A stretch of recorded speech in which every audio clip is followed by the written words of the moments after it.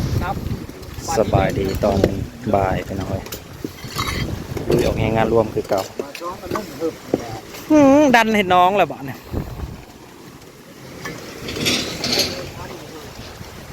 สบายดีพี่น้องมีเสียงรวมคนทาง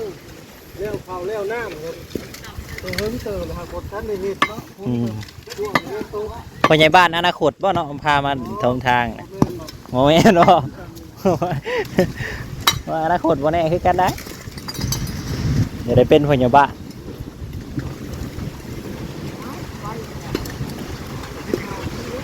เขตคุ้มโนนสว่างเราตามเนี่ยทอดเขตน้อยปังคุ้มผ้าหวยคุ้มผ้าหวยคุ้มปันเขตสามแยกนั่นมันใหญ่เขียวคุณได้ก็ตามนะ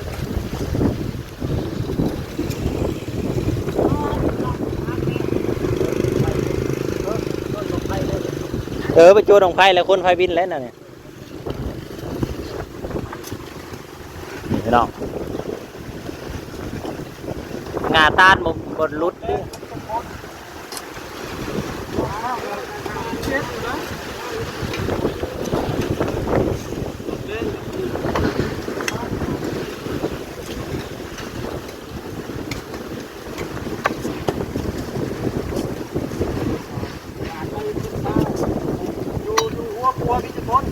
ประมาณ10นี่แหละคันฮอดคันที่ฮอด10ได้ก็มีกับสไลด์ก็มีแต่ทีมสร้างกับหัวหน้าพญาบ้านนั่นแหละตอนนั้นแหละก็จะแซงหั่นแหละวัน6 คนนะบ่10ดอกบ่ได้เอาง่ายดอกเพื่อสิตอกลงเพื่อสิเสื่อมอีกอู้ถ้าเอาเล็กกอดได้เอ้าเรียวนี่กระจอกนี้อย่าต้องจอกเล็กกอดต้องมาตีให้มันแบนๆลงไปอีกมันต้องจอดซ่อนนะครับเอาเล็กกอดไว้มันจะคือกอดก็มีทางนี้แบบนึง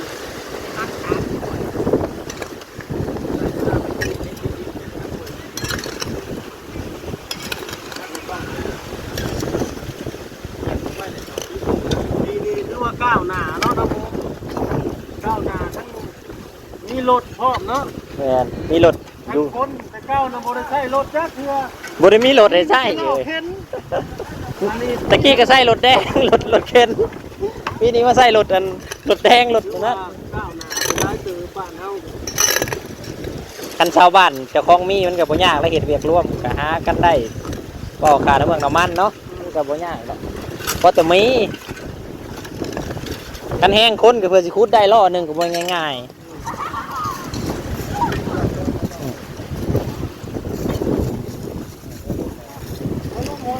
เชียงหัวอยู่ฮ่าอย่าเล่นแต่กองเพลงอย่าเนาะ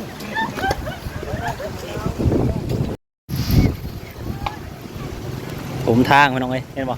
ใครจื้อเนี่ยต้นตาลเนี่ยทางเขาบรรณมง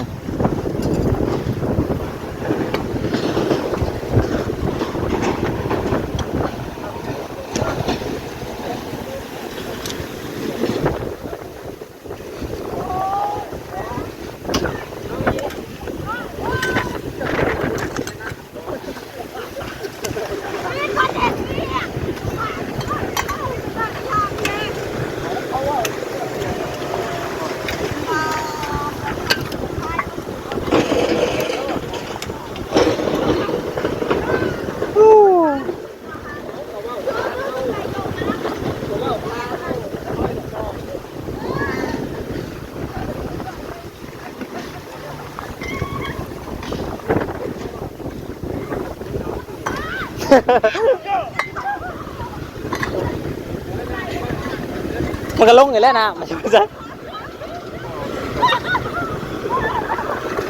ทางเขาเพื่อนเขาเจ้าเขาไหวยามพ้นนี่ยากเลย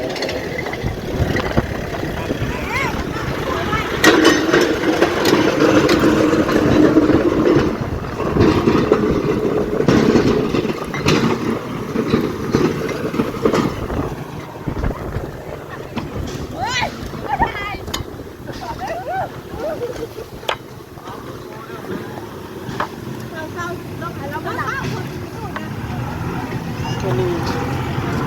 ี๋ยวมันก็ลงไปนี้ทางนี้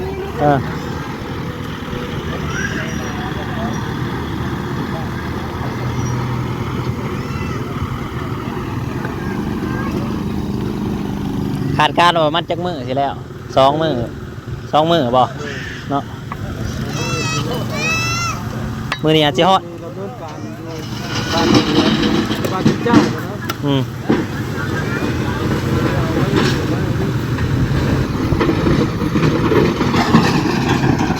ดันไปหัวหน้าใหญ่ได้ดิเนาะ ตอนช่วงแกนี่โอ้ อืม โดนบ่ร้อนบ่กัดพบ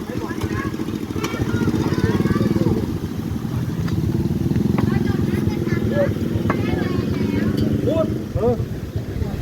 เธอลงกูแล้วฮะก่อนกูว่ากูแล้วนั่งอีแป้งนี่ก่อน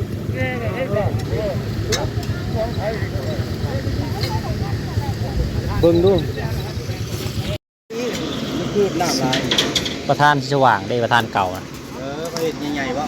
ใหญ่สูงเพราะกระตันสูงหนักร้ายดิ ร้ายเนาะแต่ท้ายประธานมันมันตัวแม่เนาะ พอดีคุ้งคันพอดีเลียเลย ง่ายเลย ย่างได้ เขาแก่เขาปล่อยมัน จังหวะเลยเด้อจะมีแขด้วยบ่ นี่นะเนาะ มีอยู่บ่ เขาแก่เขาปล่อยเนาะ เนาะกำลังเสื่อมหัว ปล่อยมันดี เสื่อมมันดัง แก่ปล่อยตายเลยรวมจะได้น้อยนะบ่ปล่อยมันทีนักมาอยู่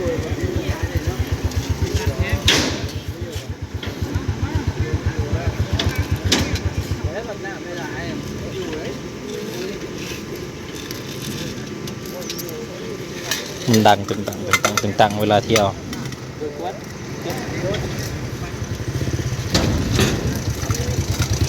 ไม่มีนี่บ่ไหว้เด้ออืม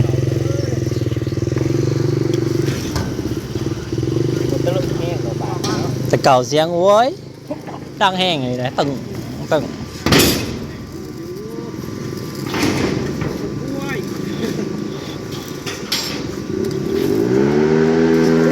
อ้าวเฮ็ด มันเป็นควันบังไฟ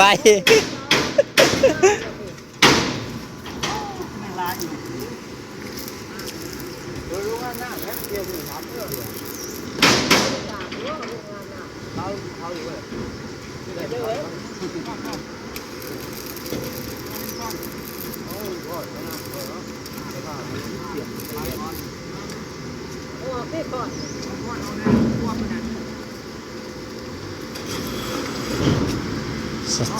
สอมแปลงสะพานเหล็กนะมันดังกลางคืนมาจนเสด็จก็แล้วกันอยู่เทียงไก่ๆเนี่ย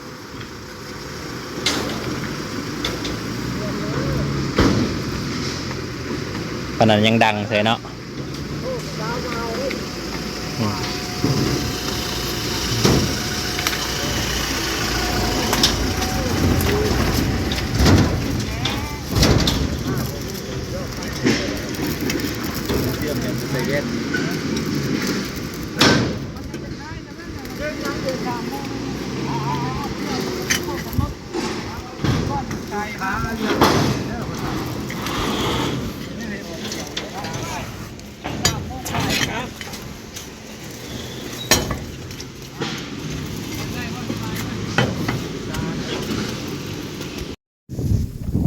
วิไผนี่ฮากระตื่นนี่ไผนี่ฮากระตื่นไปฮากระตื่นคือกันอยู่บ่คือกันอยู่บ่ปะลุงคือกันอยู่บ่นี่ ให้ได้ก็เป็น30-40 โต ไผ โอ้ย ไผได้พูดแล้วเมื่อเช้าเองนะเฮ้ยเราไปขุดอยู่ทั้งหน้าไฮมุงก็ได้มือหนึ่งได้300 บาทพอเราขาย เนยข ข้าวโพดนะเนยโพดนั้นแน่ข้าวโพดนะแหงจังเริ่มเพิ่มอยู่ กระตือนไปดูไหม ข้าวโพดนั่น มันกระตือนแต่เบิ่งคิ้วบนหัวจักโลก ข้าวโพด ทำไมคือกันกับคิ้วพ่อจังเลยหึ ข้าวโพด หึ โพด นี่ นะ ถิ่มเลยลูกค่ะ บ่มันบ่ออกมันแหงโพดจะไปซื้อขนมเลยจะใส่กลับไปไว้ ไปบ่หามไปขี่รถไปผ่าเล่นบ่ อาบน้ำสักก่อนแล้ว ไปอาบน้ำก่อนปะอาบน้ำอยากไปเนาะ โพดเลย เนี่ยพี่น้องเลยกลับมาจาก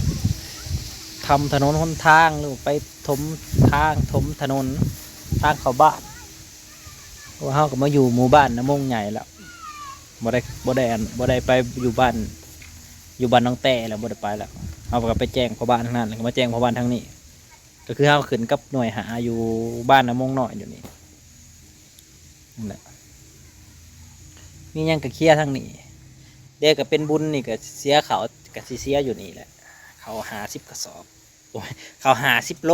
ประมาณ3 กระสอบ3 กระสอบหรือ2 กระสอบนี่แหละเขา50 โล2 กระสอบ2 กระสอบ